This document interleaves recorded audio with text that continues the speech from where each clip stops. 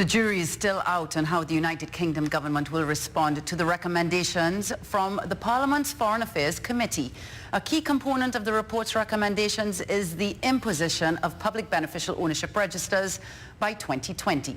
This issue is one that former Minister of Financial Services Wayne Panton battled during his tenure, and he joins me now to pick apart the report and discuss the implications of what the FAC is asking the British government to do.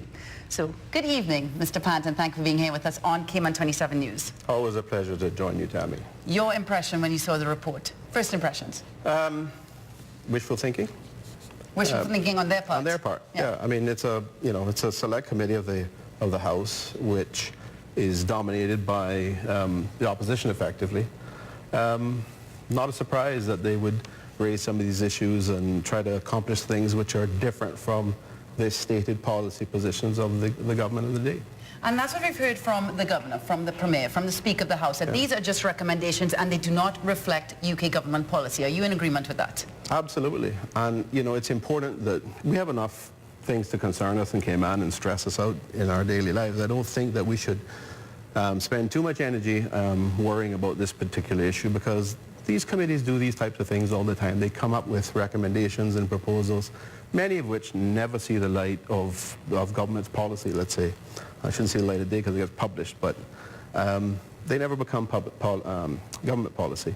So they never have the impact that they would, those who are advocating it would like. Now, we're talking about a UK government that has been embattled. One might think that this would be an easy win for Theresa May to say, you know what, wake up and let's just implement these recommendations. Do you not think that might be a possibility? No, I don't think so. Okay.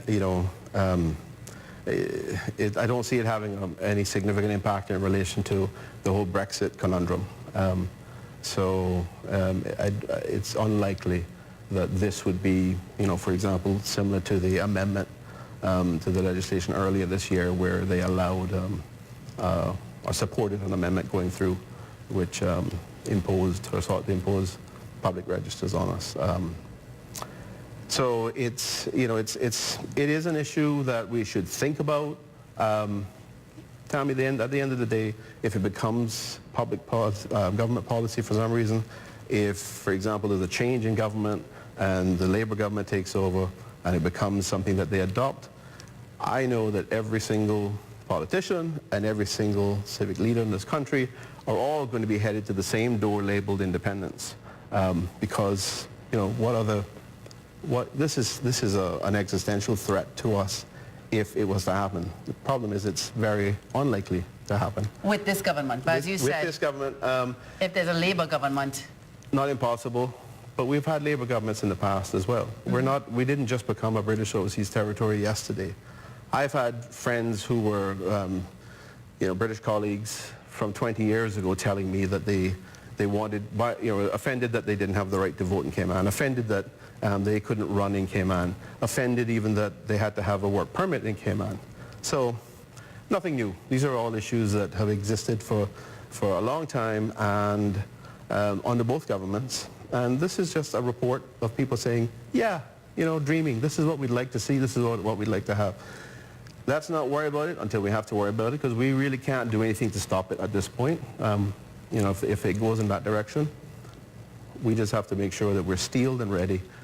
If we get to that point, that we decide and make it very clear what we will do in response. So you touched upon one of the issues outlined in the report. So we had the same-sex union implementation recommendation, we had the public register implementation recommendation, and then we had the voting rights recommendation as well. Yeah. And I think what surprised people wasn't just allowing UK citizens and British overseas territory citizens the right to vote, but to allow them to stand for office.